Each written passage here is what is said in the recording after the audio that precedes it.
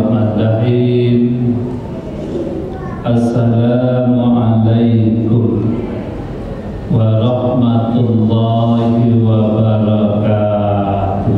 Waalaikumsalam warahmatullahi wabarakatuh.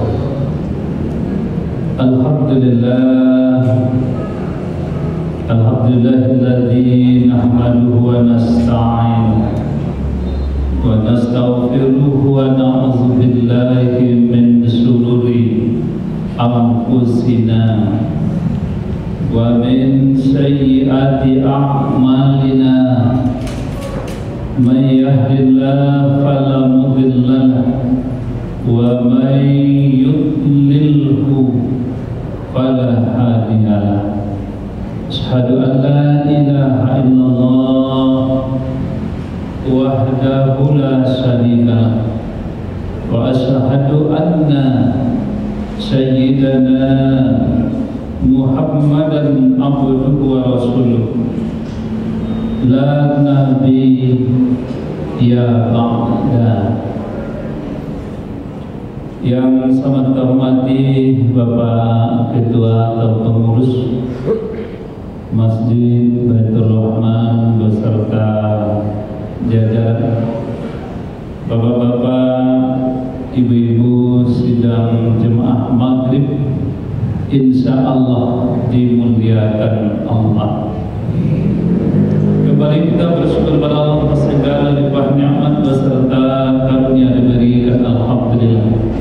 Bapak Ibu, pada malam dan kesempatan pagi ini dengan iradah dan qudrah yang Allah titipkan, termanfaatkan bagi kita untuk beramaliyah, berubudiyah dan bertaqarrub ila Allah. Alhamdulillah, kita selesaikan salat fardu maghrib secara berjamaah.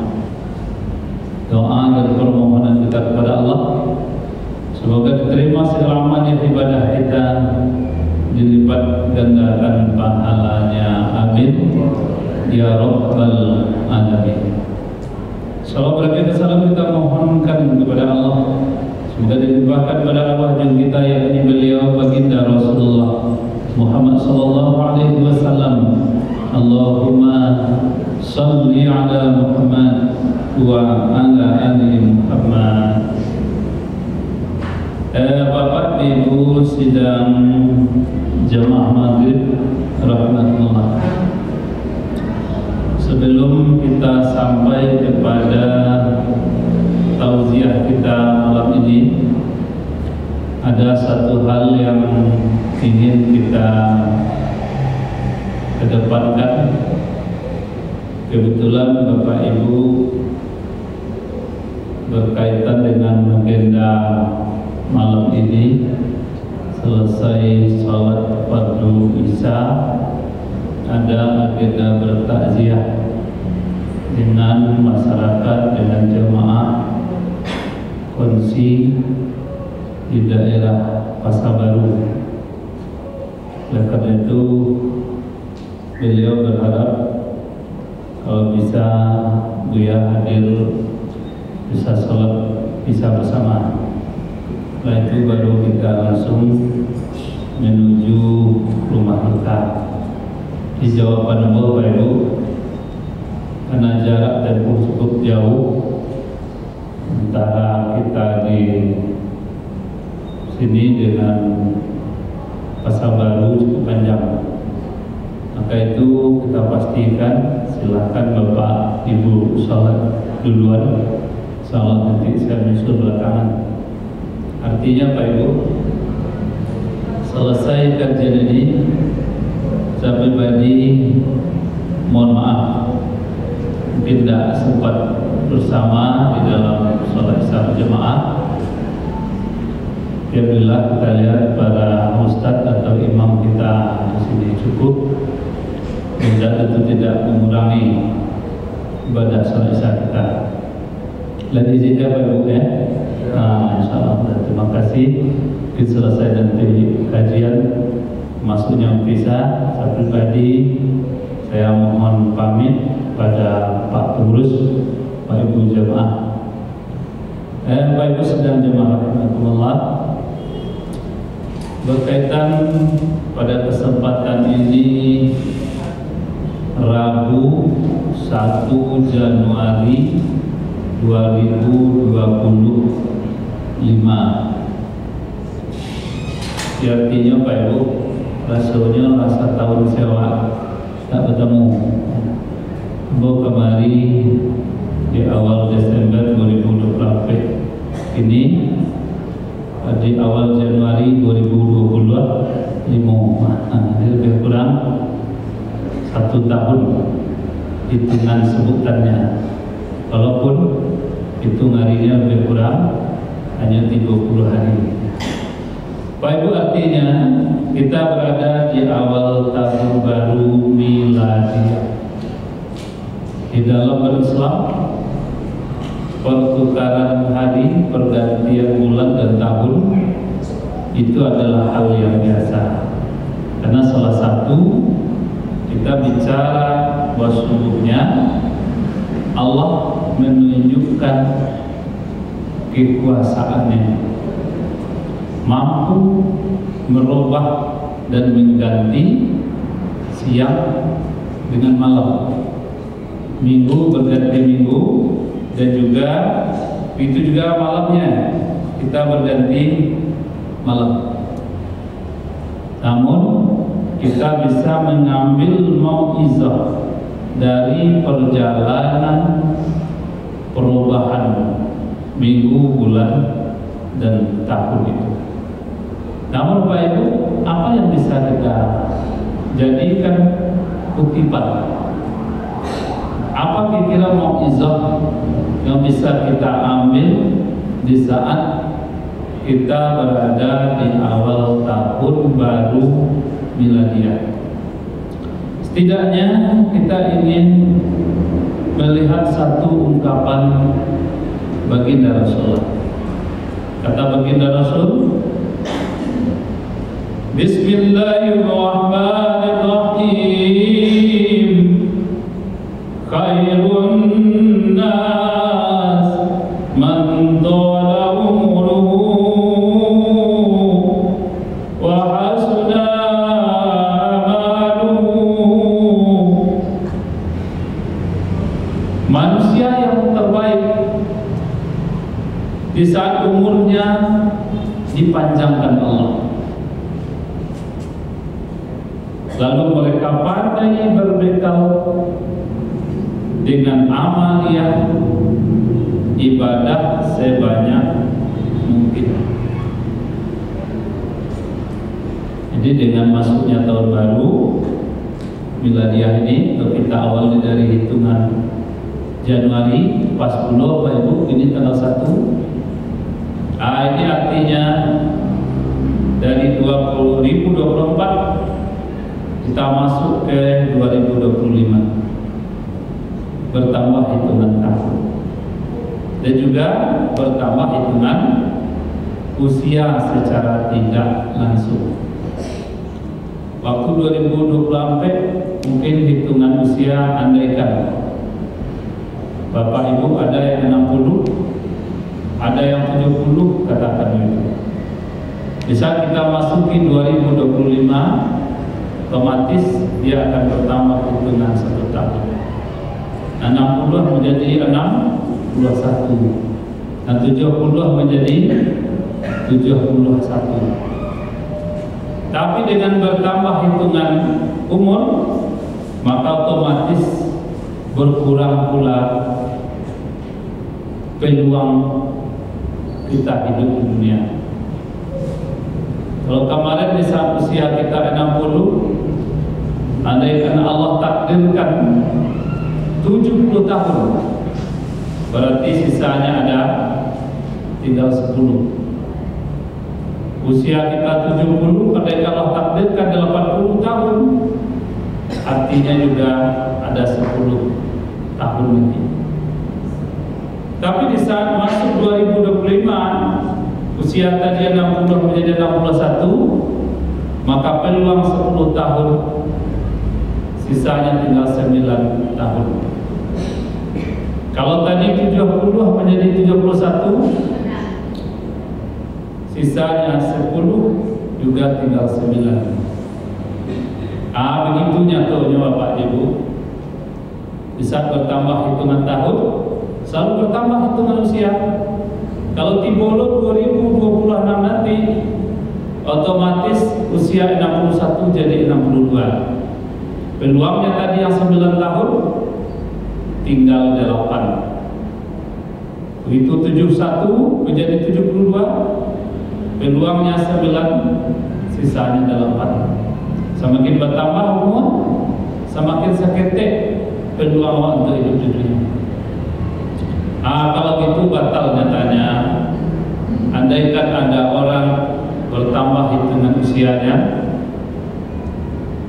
lalu dibeli sebuah kue ukurannya sedang pada totruk, kemudian dibeli lilin 5 balai batang, lalu dihadirkan anak cucu 35 orang. Kemudian lilin dibakar, kuenya dipotong. Ayat tadi Pak Ibu, di saat kue dipotong, disuruhlah nenek atau kakek ini menghembus lilin yang hidup. Kira-kira di umur 65-70, di bawah mampu lilin ada terjadi. Yang pertama, gigi lompong. Yang tadinya nak bertemu bibir, akhirnya lidah keluar. Api lilin dikopadam, lalu anak cucu bertepuk tangan. Yang dibaca, selamat ulang tahun, semoga panjang umur. Tak boleh. Kalau Allah bertambah umur, artinya pendek kesempatan kita. Apalagi yang berbakar dengan ini.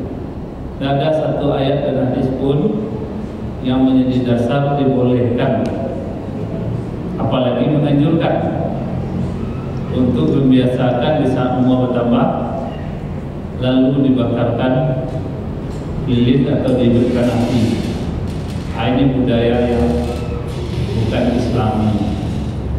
Maka yang tepat kira-kira apa? Di saat umur itu bertambah, di saat umur itu Allah beri kesempatan untuk hidup, maka berbekallah, kata Rasulullah, dengan amal ibadah yang banyak. Tapi andaikan Allah titipkan usianya atau umurnya panjang, 2025 masih menunjuk buat fisik lain, tapi tidak termanfaatkan dengan amal yang ibadah yang banyak, maka Rasulullah menyebut manusia yang paling merugi sepanjang hidupnya. Wa syarrun nas man qala umruhu wa amaluhu. Ada manusia yang paling merugi sepanjang hidupnya di saat Allah titipkan dia umur yang panjang, tapi saya tidak pandai memanfaatkan kesempatan itu untuk berbekal dengan amal ibadah. Kalau menyambut tahun baru, Pak Ibu, dibawa dengan cucu ke yang Sumbar masih bisa. Nah, barangkali hari Selasa nih, diperkirakan Selasa malam lah masuk ke Bukit Tinggi. Jam 00 kita sambut tahun baru di Bukit Tinggi di Jam Gadang sana. Awak pulang ke Padang melihat hari Rabunya atau Kamisnya sampai Padang. Oh, dapat ado, itu lain kebenaran nikmat. Usianya panjang, kesempatannya banyak, kemana-mana dia bisa. Tapi sayang, untuk 5 waktu sehari semalam, ini yang berat untuk bertemu dengan Allah di rumah ibadah yang sempurna. Bukan dia tidak tahu bahwa sebelumnya pahala ibadah berjamaah itu jauh lebih besar dibanding dengan pahala ibadah sendirian. Tapi baliknya kaki itu melangkah, sulitnya tangan ini diayunkan, sempit rasanya waktu untuk diluangkan. Nah, ini Rasulullah sebut manusia yang paling merugi, insya Allah titipkan kesempatan, tapi dia tidak bisa berdekat. Baik, saudara jemaah teman-teman, mudah-mudahan kita tidak menjadi kelompok yang kedua ini, tapi kita selalu berada di dalam rombongan kelompok orang yang pertama, di mana Rasulullah menyebut di saat Allah panjangkan umurnya, Allah kuatkan fisiknya, maka semakin teguh iman dan semakin ramai buah dari ketaatannya di dalam beramal kepada Allah.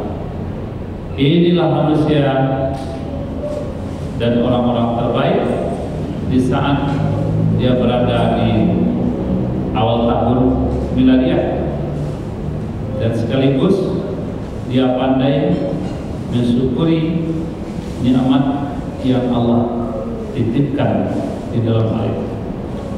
Bagus, saudara jemaah rahimakumullah, kalau boleh kita berhitung-hitung Bapak Ibu, nyatanya kesempatan hidup yang awak lewati hanya 3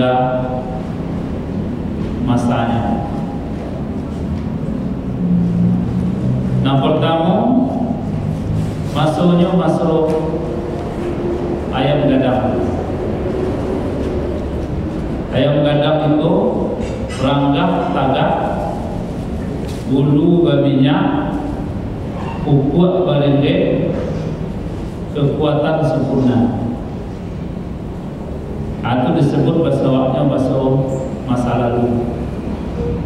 Waktu muda Bapak Ibu, apa yang tidak dilakukan? 24 jam itu sebentar kita melewatinya. Dan lalu dalam 24 jam tidak ada masalah pengaruh kepada fisik, karena di waktu itu belum ada rasanya hal-hal yang memberati, ringan saja. Tapi saya di masa itu sedikit orang yang bisa berbekal. Dek pupuk barengge, dek ranggah ko tagak, dek bulu ko babinya, memang semua orang bisa terkesima melihatnya. Dia yang gadang Bapak Ibu, kalau menulah tagak barengge kada tepaga, di saat kapaknya di kambang, di saat selalu yang keluar, lihat dulu yang batino sekampung dia boleh. Atau masuk ayam gadang. Artinya apa saja yang ada di kehidupan itu bisa dilewati. Tapi saya kadang banyak yang lupa untuk memanfaatkan peluang-peluang untuk pembuktian ketaatan yang benar. Ayat kedua masuknya masa yang sedang dilewati. Kalau orang awak pakai istilah di Minang, angkat buku masuknya masuk kapal pembaca. Di Minang sebelum datang dulu ke Bau Jepang, masyarakat awak bertani memakai hewan ternak, sapi, hijau, kerbau yang digembalakan. Itu nanti dia namanya tali baja. Di pundaknya meletakkan pasangan. Kalau laki pasangan di pundak apa itu? Dalam sawah balik pundak, tidak ada alasan. Namun nan baca tetap jauh nanti dulu. Apa artinya? Di saat masa kita yang sudah mulai juga dewasa, punya tanggung jawab tinggi, punya kehidupan yang luar biasa. Baban badai sebelum batu. Kebutuhan hidup besar, anak-anak sedang butuh uang, pendidikan segala macam. Ini tidak pilih waktu kita. Pagi pulang sore, kadang malam tiba rumah. Kadang 24 jam dia tidak pernah di rumah. Dilakukan karena begitu sibuk mencari nafkah. Hampir tidak kenal lelah. Panen, panennya turun. Hujan pati, angin kencang, tidak menjadi kendala. Karena begitu orang berjuang mempertahankan hidup untuk dirinya, anak dan keluarganya. Itu masanya, masa kabur pembajak namanya. Yang ketiga Pak Ibu, ada istilah masuk kucing tua. Kucing tua garaman tak boleh, badan lalitah jelinyai, saliru lah berkurang, bentuk lah boleh agak lama. Jangan mencari makan dia boleh, mancik lewat pun tak ajar. Apa dah besok tak bisa mendariak dia. Telot yang mancik berlari, di bawah hanya pemain. Bisanya kerja habis. Begitu masih usianya tangguh. Tapi hari ini tidak lagi. Di usianya yang sudah mulai tua, waktu telah mulai sore, tentu tidak seperti usia muda lagi. Namun dengan kondisi yang ada, bertahan untuk hidup. Kata orang awak, dia betah-betah mengiam, nasi gak sesuap, dia kerepek dulu. Ini rasanya masa itu adalah masa di usia yang sudah sore. Memang kita tidak lagi bisa punya target seperti usia muda, tapi kita sudah melewati masa-masa yang kritis. Sudah banyak waktu dan kesempatan yang kita miliki, tapi andaikan komitmen konsisten dia dengan nilai-nilai kebenaran, ketaatan kepada Allah, maka inilah yang bisa mengisi 5 waktu sehari semalam, menambah kesempatan peluang untuk berbekal dengan amal ibadah yang banyak. Tapi kalau tidak pandai memanfaatkan momen di usia yang sudah sore, maka itu Rasulullah sebut manusia yang paling merugi di usianya yang sudah sore itu, lalu dia tidak pandai berbekal dirinya, maka itulah satu malapetaka dan musibah dalam hidupnya. Bapak Ibu saudara jemaah rahmatullah, maka itu Rasulullah menyebut dalam sebuah hadisnya, an amri fima amnahu, mestinya di saat usianya dipanjangkan Allah, maka sungguhnya di pengadilan Allah nanti akan dipertanyakan malaikat kepadanya, wahai bapak ibu, kamu punya usia yang panjang, usia 16, usia 17, usia 18, dia pergi meninggalkan dunia untuk selamanya. Namanya mati bujang, namanya mati gadis, namanya mati muda. Tapi alhamdulillah, hari ini kita balikkan faktanya. Usia 61, usia 71, usia 81 kalau ada, Allah masih titipkan sehat.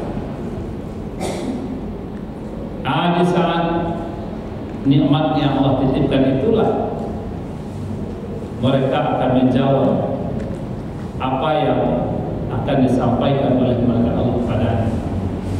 Itu bedanya Pak Ibu, Muslim beriman dengan Muslim yang abai dengan ketaatannya. Orang yang teguh iman di dalam hati, dia yakin dan percaya. Tauhidnya kebatang disebut dengan tauhid sam'iyah. Dunia yang saya lewati hitungannya pendek.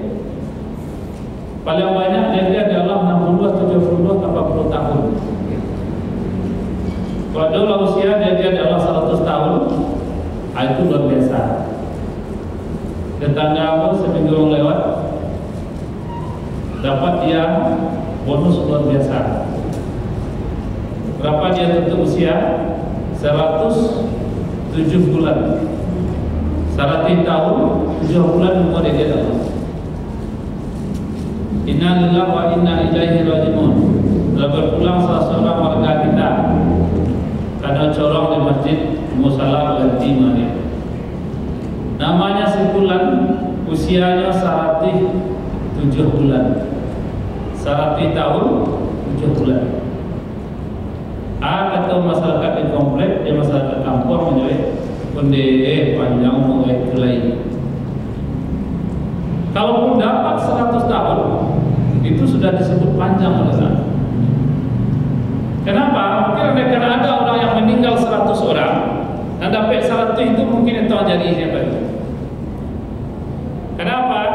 Karena memang rata-rata kita punya 65, 70 atau 75 tahun.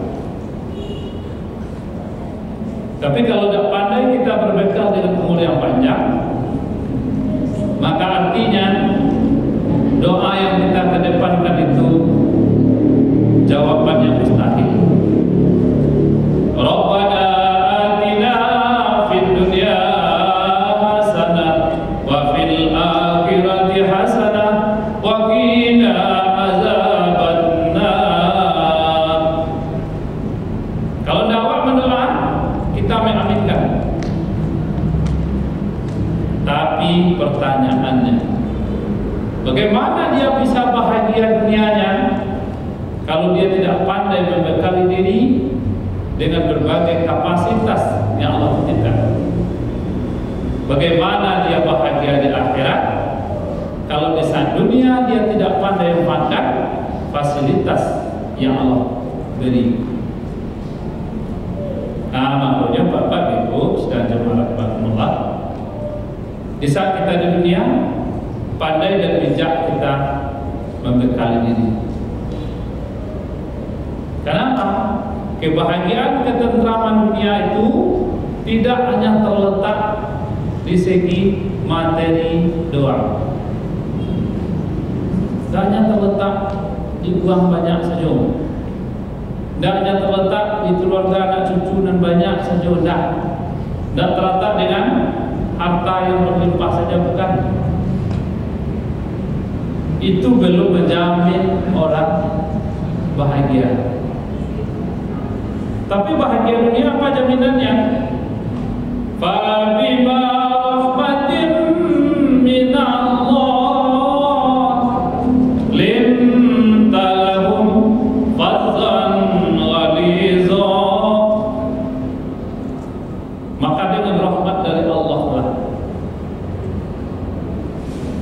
kamu bisa menikmati dunia dengan tenang, dengan tentram. Apa di antaranya? Lintahum fadzan ghaliza,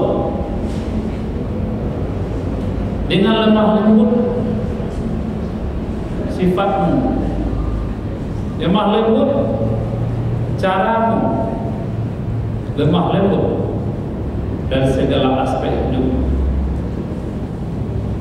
Tapi kalau tidak lemah lembutlah hati, tidak lemah lembutlah perasaan, tidak lemah lembutlah keinginan hidup, maka sampai usia lanjut orang tidak bahagia.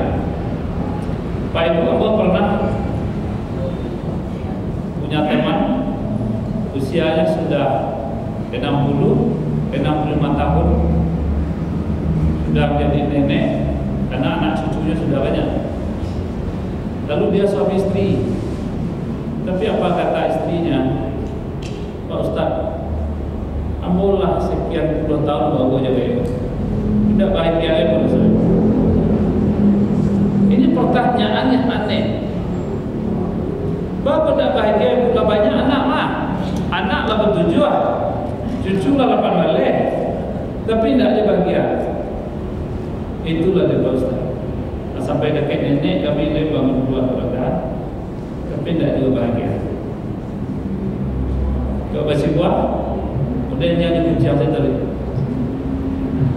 Rawat mengatam, babawu, rasuh kadamam, bacarai, rasuh kamuntah. Apa yang terjadi hidupnya? Kedua-duanya abdi negara. Laki pegawai, bini pegawai. Tapi ribut rumah itu berkepanjangan. Bukan tidak ada uang, bukan tidak dapat nyaman, tapi karena satu dengan yang lain tidak punya perasaan lintah laku. Nah laki-laki karyano nampanusi kare hidup. Kata lagi kabaru aku cek ini. Kain dia kata ini kemudian lagi baik. Bahasa Minangnya dak sacio bak ayam, dak sadan ciak bak basi. Nyatanya kalau sudah tidak lembut hati ini, perasaan ini, keinginan ini, maka menjadi pertengkaran terus. Bagaimana kita pertahankan dunia kita baik kalau tidak lahir cara-cara yang terbaik? Makanya dulu Bapak kalau masuk ke ranah Minang dengan istilah yang padat dan banyak di Tambo Minangkabau itu luar biasa. Ambillah contoh karena sudah, ambillah tuah kayak manang alam takama menjadi guru. Di layang pandang dan jauh itu kayak pandang karena nampia. Kok pandai lah nyoba kain panjang sama batuknya dia kain sarung. Kok pandai lah nyoba kain dua samang sama rasonya dia bandingkan tu. Apa yang mereka mainkan di saat begitu dekat dan akrabnya kehidupan ini? Jawabannya satu, karena lintalahum. Atasannya berhati lembut, bawahannya berhati tenang. Kalau begitulah seluruh hubungan terjadi dalam hidup, tidak ada rasa kesal dan tidak ada rasa emosional. Yang ada itu adalah rasa kebahagiaan. Apa bahasa di Minang? Hati gajah samo dilapak, hati tungau samo dicacah, tata lumpuik samo makan tanah, tati lantang samo makan angin. Andaikan banyak nyaman, kita bagi-bagi. Tapi andaikan sedikit, mari kita rasakan dan kita cicipi sedikit masing-masing kita. Itu hanya kalau ada lintalahum. Kalau ada perasaan yang lembut, kalau ada keinginan hati yang lembut, kalau ada cara sikap, cara hidup yang lembut. Yang dihidangkan itu hanya makanan biasa, tapi cara menghidangkannya dengan luar biasa. Bapak, andaikan kini kau dihidangkan di ibu-ibu, Pak, serba lengkap, daging, ayam, ikan, talua, tapi sayang bahasanya yang tidak lembut. Makan setua, nasi letakkan, ditunggu joleh tangan wakwa, tangan wakwonya. Kau bintu saya bahasa ibu, kau bapak, lapa pada itu kanyang boleh menjadi aja. Ala kanyang surang sebab paridas. Hidangannya bagus, nilainya tapi caranya yang tidak lembut. Hilang rasa lapar yang tadi kita tunggu. Tapi nanya idang kau sama lado tanah, pada karyang, pucuk baranci, tapi bahasanya lentur. Udah baca marani, baca mubale, anu apa bale? Makan itu nasi lah bedang dah. Makanannya sederhana, kualitasnya tidak pula tinggi, tapi cara mengajaknya yang lembut. Akhirnya seliru makan yang tadi tertutup rasanya terbuka dengan cara yang lintas. Bapak Ibu, itu saja tercipta dan hidup. Itu jawabannya. Rabbana atina fid dunya hasanah. Itulah kenikmatan, kebahagiaan yang mereka dapatkan di dunia. Jadi bukan kelebihannya banyak, kualitasnya besar, tapi terletak dengan keberkahannya yang besar. Bapak sedang jemaah rahmatullah. Lalu wafil akhirati hasanah. Apa kebahagiaan akhirat itu? Kesulitan hidup dunia kita akhiri setelah kita meninggalkan dan masuk kepada kehidupan alam yang baru, namanya alam barzakh. Apa yang kita cicipi dan kita nikmati, Pak? Ada di situ ketenangan, ketentraman hidup. Kalau kita amati, banyak para guru kita bicara, Bapak Ibu, kalau awak tinggal di dunia, awak masuknya nanti alam sesudah dunia. Yang terakhirnya alam akhirat. Pak Ibu, kita akan menikmati dan mencicipi kehidupan alam sana. Jauh lebih indah dari segala keindahan dunia. Apa yang terjadi? Kita akan dilayani oleh seorang bidadari. Ada tidak Bapak Ibu mendengar para guru, para ustaz, para buya, para kiai bercerita bahwa sungguhnya kenikmatan hidup di alam sudah dunia jauh lebih sempurna dari kepuasan nikmat dunia ini.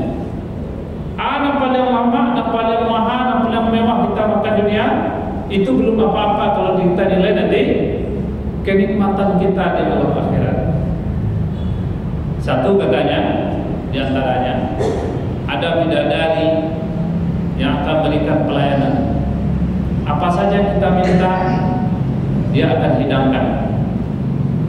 Tapi saya waktu itu sebagai ibu, dia berpikir dan dia malu bertanya. Karena guru, ustaz, buya menyampaikan hanya bidadari. Ada apa-apa bidadari itu terjemahkan adalah wanita yang tercantik selama hidupnya. Ibu kalau berpikir, buya bertanya cik, wah aku tidak tahu bidadara biasa baca tadi itu. Karena bidadari saja dibaca oleh para guru. Bidadari akan hadir untuk memberikan kenikmatan hidupnya di alam sana. Tapi kalau tidak ada bidadara ibu, kalau itu tidak ada Tuhan Pak Ustaz. Kok bidadari saya ada? Berarti apa nak beruntung? Apakah kami ibu kau tidak ada bidadara? Ada Pak? Ada cerita ke bidadara. Kecil apa lagi? Kecil ibu pernah tak ibu mendengar ustaz-ustaz dulu menyampaikan nanti bidadara akan melayani Pak Ibu di akhirat. Rasanya yang disampaikan oleh para guru hanya bidadari. Pertanyaannya, siapa sih bidadari itu? Nyatanya setelah kita buka, kita lihat di dalam kitab. Bidadari itu makanya tidak disebut bidadara. Dia memakai satu istilah. Apa pada prinsipnya? Amalan solehan yang akan datang kepada kita di alam itu nanti adalah amal soleh kita. Apa saja yang kita inginkan, dia akan hadir. Kalau amalan solehan dunianya itu, ketaatan dunianya itu sempurna,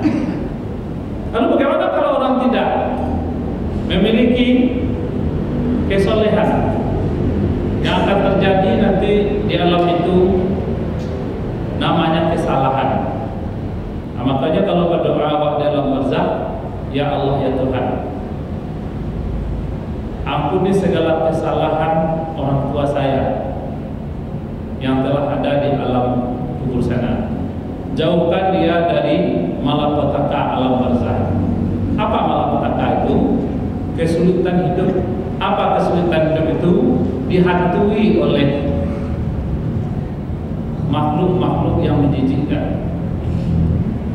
Ini menurut perjalanan alam barzakh itu hal yang sangat ditakuti kalau Allah mati. Karena setan akan datang dalam bentuk wujud, menakut-nakuti kehidupan alam barzakh. Lalu bagaimana dengan orang yang punya amalan solehan di dunia? Maka dia dalam kubur katanya seperti orang yang tidur nyenyak.